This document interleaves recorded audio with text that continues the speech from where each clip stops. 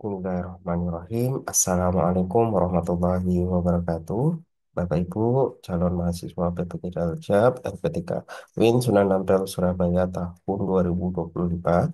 Berikut akan kami sampaikan terkait panduan rekognisi pembelajaran lampau, yang mana dokumen RPL ini nanti Bapak Ibu akan kumpulkan melalui aplikasi lapor diri eh, di LPTK Win Sunan Ampel Surabaya.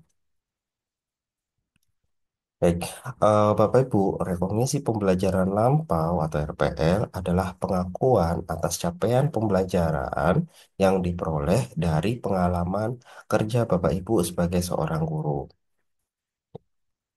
RPL di sini, eh, dasar hukumnya Bapak Ibu adalah Permendikbud Dikti nomor 26 tahun 2016 tentang RPL, kemudian Keputusan Menteri Agama nomor 1 tahun 2005 tentang pedoman penyelenggaraan PPG Dalja pada Kemenak tahun 2025, kemudian Permendikbud nomor 3 tahun 2020 tentang tata cara memperoleh sertifikat pendidik bagi guru madrasah.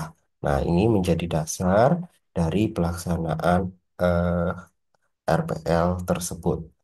Kemudian RPL ini memiliki tujuan adalah untuk mengakui beban belajar atau kredit SKS dalam kurikulum PPG i- sesuai dengan pengalaman atau aktivitas Bapak Ibu sebagai seorang guru sebelum mengikuti proses pendidikan profesi guru ini.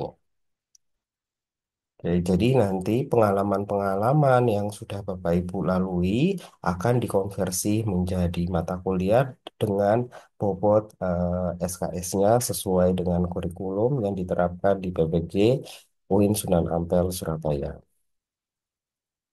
Ya, eh, untuk SKS PPG, jadi nanti Bapak Ibu setelah mengikuti proses perkuliahan PPG, proses perkuliahan PPG Bapak Ibu itu setara dengan 36 SKS, di mana dari 36 SKS ini ada 27 SKS yang diakui melalui RPL dan 9 SKS yang Bapak Ibu akan mengikuti proses pembelajaran mandiri eh, sejumlah 9 di LPTK sejumlah 9 SKS. Nah, di sini Bapak Ibu untuk RPL sendiri itu beban SKS-nya besar sejumlah 27 SKS. Jadi pengalaman kerja Bapak Ibu selama sebagai seorang guru itu diakui 27 SKS. Kemudian kegiatan belajar mandirinya nanti akan diakui eh, setara dengan 9 SKS dengan rincian eh, 3 SKS untuk pendalaman modul profesional, pendalaman modul pedagogik, dan pengembangan perangkat pembelajaran. Untuk lebih jelasnya terkait kegiatan ini nanti akan disampaikan saat pelaksanaan orientasi PPG Daljab LPTK UIN Sunan Ampel, Surabaya. Bismillahirrahmanirrahim. Assalamualaikum warahmatullahi wabarakatuh. Bapak Ibu, calon mahasiswa PPK Daljab, LPTK Win Sunan Ampel Surabaya tahun 2025.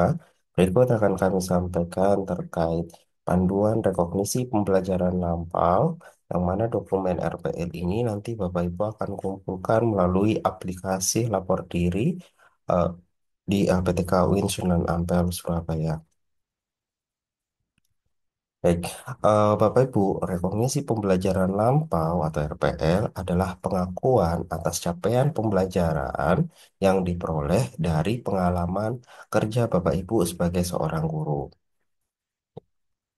RPL di sini, eh, dasar hukumnya Bapak Ibu adalah Permendikbud Dikti nomor 26 tahun 2016 tentang RPL, kemudian Keputusan Menteri Agama nomor 1 tahun 2005 tentang pedoman penyelenggaraan PPG Dalja pada Kemenak tahun 2025, kemudian Permendikbud nomor 3 tahun 2020 tentang tata cara memperoleh sertifikat pendidik bagi guru madrasah. Nah, ini menjadi dasar dari pelaksanaan eh, RPL tersebut. Kemudian RPL ini memiliki tujuan adalah untuk mengakui beban belajar atau kredit SKS dalam kurikulum PPG i- sesuai dengan pengalaman atau aktivitas Bapak Ibu sebagai seorang guru sebelum mengikuti proses pendidikan profesi guru ini. Oke, jadi nanti pengalaman-pengalaman yang sudah Bapak Ibu lalui akan dikonversi menjadi mata kuliah dengan bobot SKS-nya sesuai dengan kurikulum yang diterapkan di PPG UIN Sunan Ampel, Surabaya. Ya, eh, untuk SKS PPG, jadi nanti Bapak Ibu setelah mengikuti proses perkuliahan PPG, proses perkuliahan PPG Bapak Ibu itu setara dengan 36 SKS, di mana dari 36 SKS ini ada 27 SKS yang diakui melalui RPL dan 9 SKS yang Bapak Ibu akan mengikuti proses pembelajaran mandiri eh, sejumlah 9 di LPTK sejumlah 9 SKS. Nah, di sini Bapak Ibu untuk RPL sendiri itu beban SKS-nya besar sejumlah 27 SKS. Jadi pengalaman kerja Bapak Ibu selama sebagai seorang guru itu diakui 27 SKS. Kemudian kegiatan belajar mandirinya nanti akan diakui setara dengan 9 SKS dengan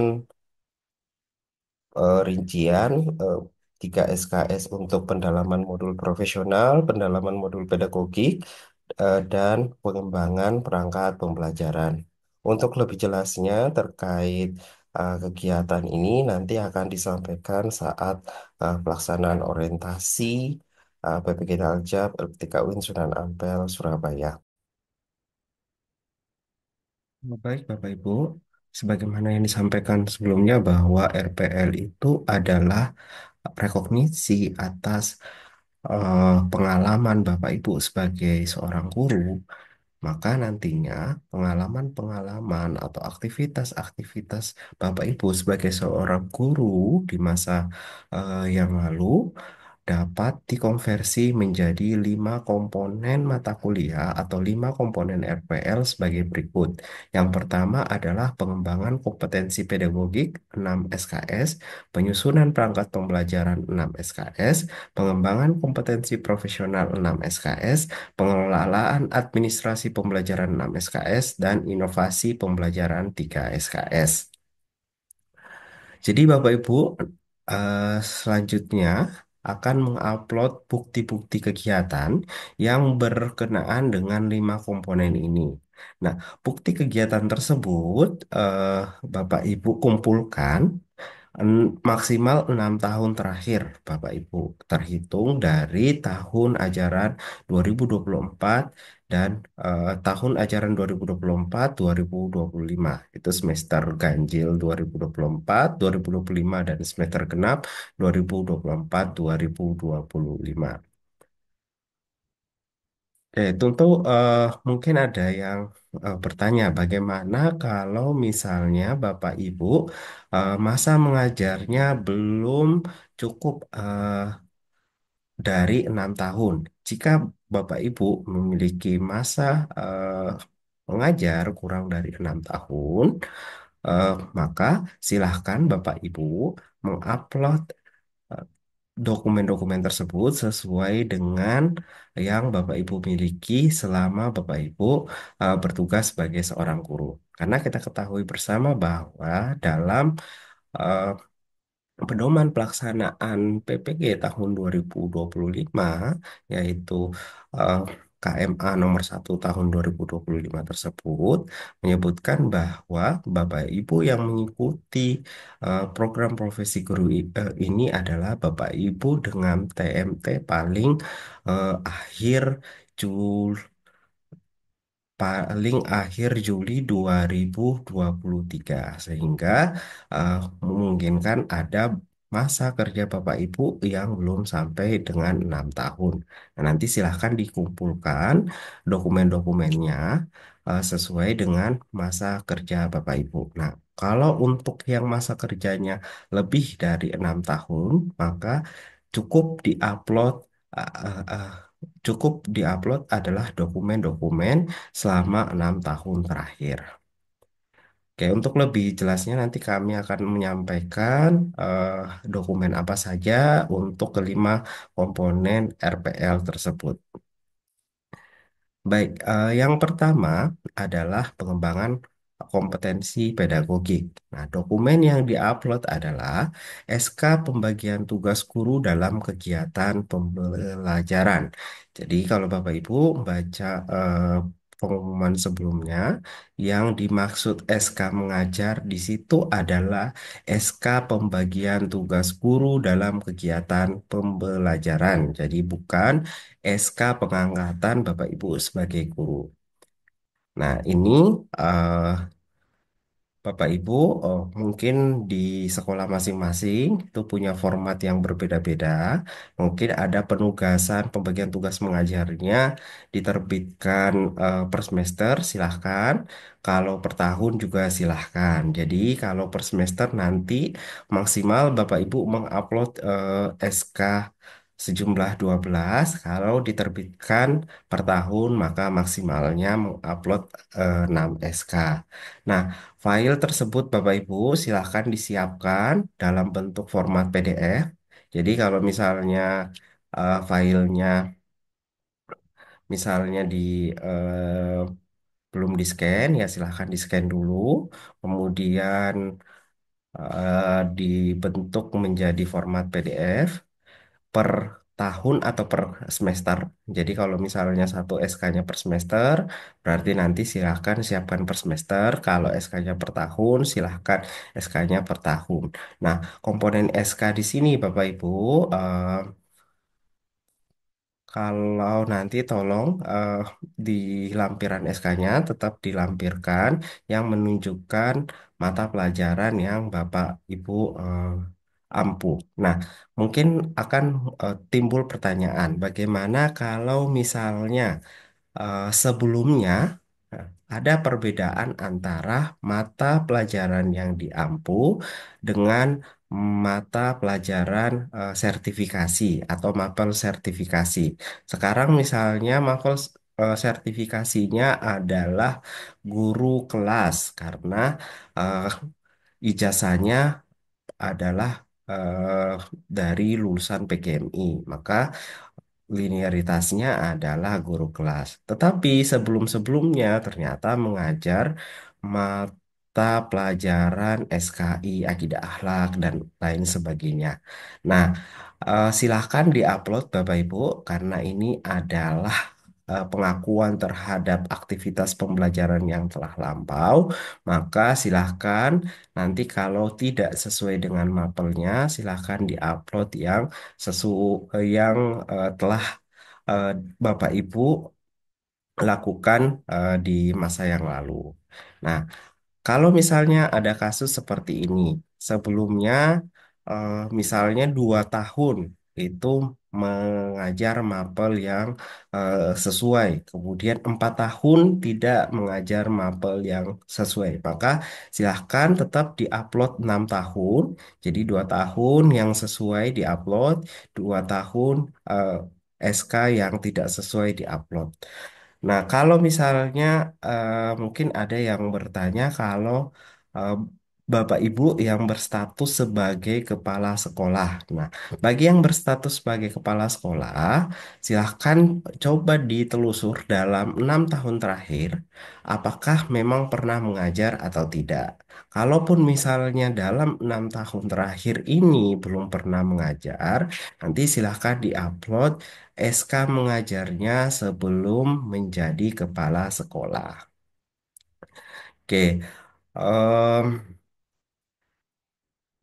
jadi Bapak Ibu, untuk pengembangan kompetensi pedagogik ini adalah SK yang diupload adalah SK pembagian tugas guru dalam kegiatan pembelajaran. Nanti diupload di Google Drive Nanti link Google Drive tersebut akan Bapak Ibu upload di aplikasi lapor diri. Nanti panduan terkait upload di sistem akan kami sampaikan selanjutnya. Kemudian bagian yang kedua ini adalah penilaian ya Bapak Ibu. Jadi kalau misalnya nanti penilaian dari pengembangan kompetensi pedagogik ini berdasarkan dari jumlah dokumen SK yang Bapak Ibu upload. Jadi kalau misalnya Bapak Ibu pengalamannya 6 tahun tentu berbeda dengan nilainya yang pengalamannya 1 atau 2 tahun. Nah, kalau misalnya Bapak Ibu pengalamannya 6 tahun berarti Bapak Ibu punya 11 atau 12 SK per semester atau 6 SK dalam 6 tahun, maka nanti range nilainya itu berada pada nilai 96 sampai dengan 100. Kalau misalnya Bapak Ibu hanya memiliki 1 atau 2 SK per semester atau 1 SK dalam 1 tahun, maka nanti Bapak Ibu akan memperoleh nilai dari rentang nilai 66 sampai 70.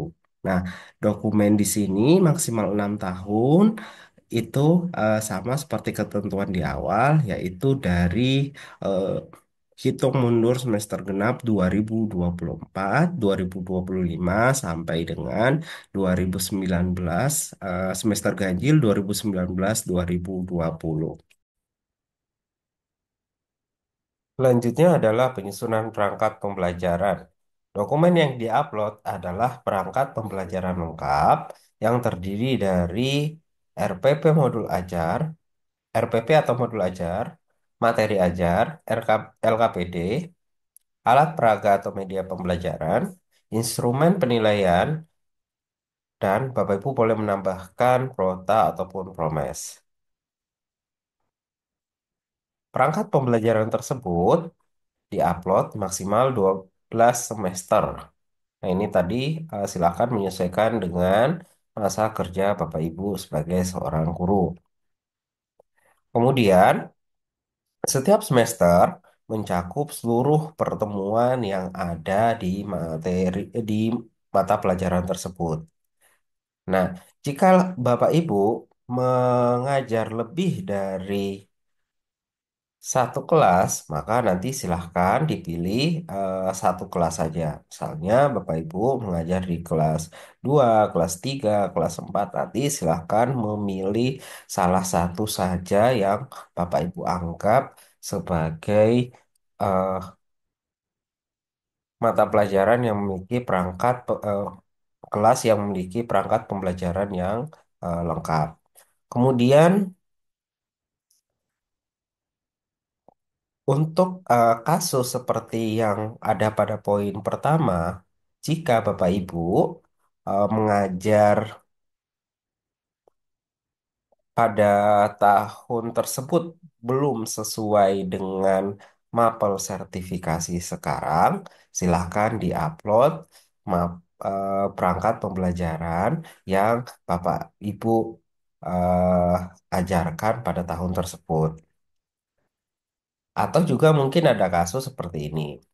Dulunya mengajar di jenjang yang MA 2 tahun terakhir kemudian pindah ke jenjang SMP atau MTS. Nah, nanti silahkan berarti 4 tahun di MA, perangkat pembelajaran 4 tahun di MA, kemudian 2 tahunnya di MTS. Nah, kalau untuk Bapak Ibu guru kelas, misalnya di kelas 4, 5, kelas 6 itu mengajar mapel, misalnya mapel IPA, matematika, IPS, bahasa Indonesia.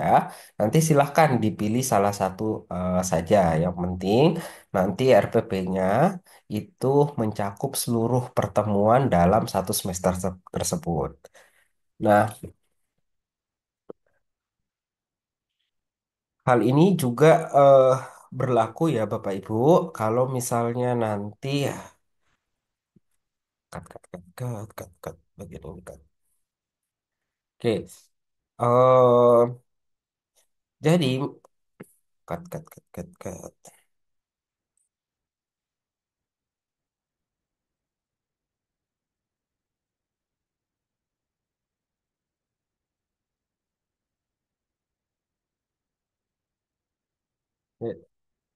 Seluruh perangkat pembelajaran tersebut, Bapak Ibu, nanti silahkan jadikan satu. Kalau misalnya sekarang masih sifatnya hard copy, ya silahkan di soft copykan dulu. Kemudian eh, dikumpulkan dalam satu folder berdasarkan semesternya.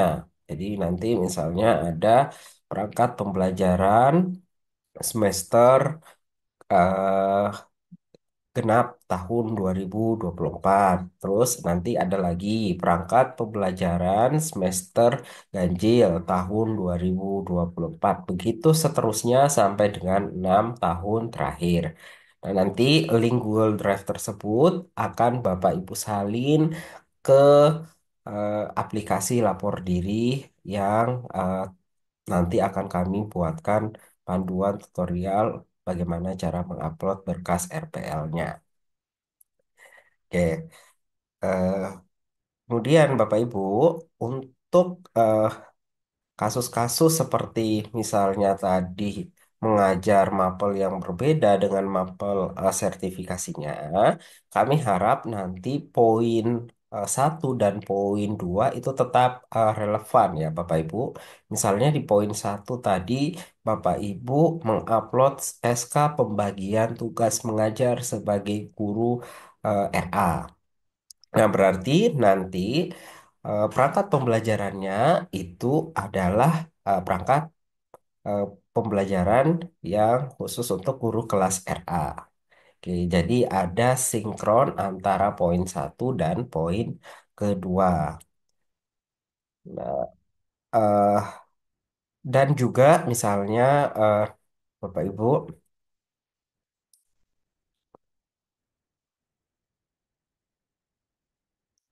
oke,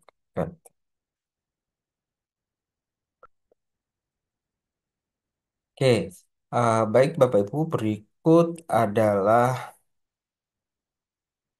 Oke, berikut adalah penilaian untuk penyusunan perangkat Bapak Ibu. Jadi nanti perangkatnya akan menyesuaikan nilainya akan menyesuaikan dengan jumlah perangkat yang Bapak Ibu upload. Jadi kalau hanya mengupload 1 sampai 2 semester, nanti nilainya berada pada kisaran 66 sampai 70. Kalau Bapak Ibu mampu mengupload 11 sampai 12 semester, nanti berada pada rentang 96 sampai dengan 100.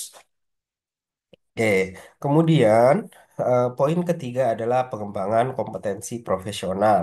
Pengembangan kompetensi profesional ini dibuktikan, jadi Bapak Ibu akan mengupload sertifikat atau piagam atau surat keterangan bahwa Bapak Ibu pernah mengikuti kegiatan ilmiah atau kegiatan KKG atau kegiatan MGMP atau forum sejenis atau forum ilmiah lainnya.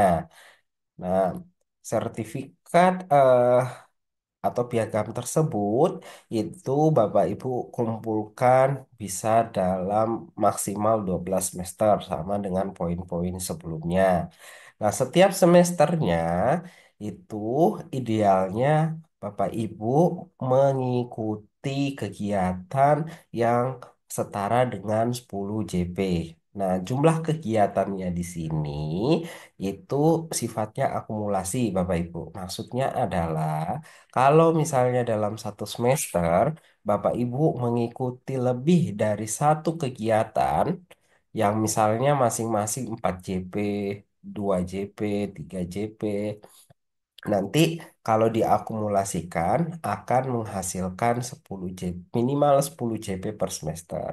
Jadi 10 JP per semester ini bisa didapatkan dari satu atau lebih dari satu sertifikat. Tergantung dari berapa jumlah JP yang ada di kegiatan pada semester tersebut. Nah, idealnya per semester adalah 10 JP. Kemudian Bapak Ibu, jika Bapak Ibu memiliki kegiatan eh, atau memiliki sertifikat yang di sertifikat tersebut tidak mencantumkan jumlah JP, maka silakan Bapak Ibu tetap diupload karena nanti validator akan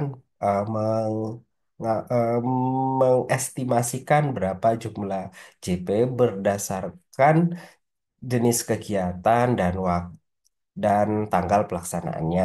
Jadi, eh, Bapak Ibu validator adalah orang yang berpengalaman eh, di bidangnya. Jadi otomatis nanti bisa mengukur misalnya kegiatan workshop itu dalam satu hari itu rasionalnya ada berapa JP. Jadi nanti ada perhitungan yang tersendiri sehingga kalau punya sertifikat yang tidak memiliki JP silahkan diupload saja Bapak Ibu. Kemudian untuk file yang diupload nanti silahkan dimasukkan terlebih dahulu ke Google Drive. Jadi filenya per kegiatan. Jadi misalnya Bapak Ibu dalam 12 semester itu ada 10 atau ada 20 kegiatan, nanti sertifikatnya diupload sendiri-sendiri. Oke, kemudian nanti disalin di kolom yang tersedia pada aplikasi lapor diri. Oke, kemudian untuk penilaiannya seperti ini Bapak Ibu. Eh, yang menjadi unsur penilaian adalah jumlah JP dan eh, jumlah semester Bapak Ibu mengikuti kegiatan tersebut. Jadi kalau misalnya Bapak Ibu mengikuti punya sertifikat, misalnya sertifikatnya satu semester sudah 120 JP. Nah, nanti yang dihitung itu hanya 10 JP Bapak Ibu dari akumulasi di semester itu. Nanti diakumulasi dengan semester lain dan semester lain. Sehingga kalau Bapak Ibu ingin mendapatkan nilai optimal, maka Bapak Ibu harus menyiapkan eh, sertifikat dengan jumlah total 120 JP, 80 sampai 120 JP, yang mana kegiatannya dilaksanakan dalam kurung waktu 11 atau sampai 12 semester. Jadi di setiap semesternya itu ada kegiatan-kegiatan pengembangan kompetensi profesional. Kalau misalnya dalam 6 tahun itu misalnya Bapak Ibu hanya berapa semester, ya nanti ada nilai tersendirinya. Kalau misalnya tidak full, misalnya di tahun pertama itu banyak, kemudian tahun kedua itu tidak ada, tahun ketiga itu ada, tahun keempat itu tidak ada, nanti akan diakumulasi oleh tim validator dan nanti akan diberikan skor sesuai dengan ketersediaan bukti yang Bapak Ibu upload. Selanjutnya adalah pengelolaan administrasi pembelajaran. Pada bagian ini, Bapak Ibu akan mengupload surat keterangan yang menunjukkan bahwa Bapak Ibu terlibat dalam eh, manajerial sekolah eh, atau kegiatan administrasi pembelajaran, administrasi nilai, administrasi peserta didik, ataupun administrasi kegiatan ekstrakurikuler. Nah, surat keterangan ini dibuat maksimal 12 semester sesuai dengan masa kerja Bapak Ibu. Kemudian surat keterangan ini ditandatangani dan ditempel oleh kepala madrasah atau kepala sekolah. Jika Bapak Ibu bertugas sebagai kepala sekolah, maka dapat ditandatangani oleh atasan langsung Bapak Ibu. Kemudian surat ini dibuat setiap semester. Nah, nanti surat setiap semesternya diupload di Google Drive eh, dengan format PDF yang kemudian linknya disalin eh, di kolom yang tersedia di aplikasi Lapor Diri. Oke, untuk surat keterangannya tetap menyesuaikan format yang ada di sekolah. Yang penting dalam surat keterangan tersebut ada pihak yang memberikan keterangan yang biasanya ditandai dengan yang bertanda tangan di bawah ini, kemudian menerangkan identitas Bapak Ibu, dan menerangkan bahwa Bapak Ibu telah melaksanakan tugas administrasi dalam kategori empat kategori ini, atau mungkin bisa salah satu dari empat kategori ini yang mana Bapak Ibu lakukan pada tahun ajaran dan semester keberapa. Jadi harus tetap ada identitas tahun ajarannya tahun ajaran berapa, semesternya semester berapa, karena ini dibuat per semester, kemudian ditandatangani oleh kepala sekolah. Kalau misalnya Bapak Ibu adalah kepala sekolah, berarti nanti silahkan disesuaikan pejabat yang berhak memberikan keterangan itu siapa sesuai dengan aturan dari sekolah masing-masing. Kemudian, jika surat ini baru akan dibuat, maka nanti walaupun menerangkan kegiatan yang sudah lampau, maka tanggalnya tetap kapan tanggal surat tersebut dikeluarkan. Nah, Bapak Ibu tidak perlu Bapak Ibu tidak perlu melampirkan bukti kepada kami. Cukup nanti bukti tersebut bahwa Bapak Ibu telah melaksanakan kegiatan administrasi tersebut diserahkan kepada pihak yang akan menandatangani keterangan Bapak Ibu. Oke. Nah, kalau misalnya ada kondisi eh, Bapak Ibu misalnya adalah guru baru di sekolah tersebut. Nah, apakah Bapak Ibu perlu minta surat keterangan di sekolah yang lama? Maka jawabannya ya, eh, tergantung Bapak Ibu, tergantung dalam artian di sini adalah jika memungkinkan minta ke sekolah yang lama silahkan. Tetapi kalau misalnya karena jaraknya sudah jauh dan lain sebagainya, nah, Bapak Ibu, jika pihak sekolah yang sekarang berkenan menerbitkan, ya kami bisa menerima eh, dari pihak sekolah yang sekarang dengan catatan segala bukti kegiatan itu Bapak Ibu silahkan setorkan kepada pihak yang mengeluarkan surat keterangan. Oke, jadi surat keterangannya itu dibuat per semester.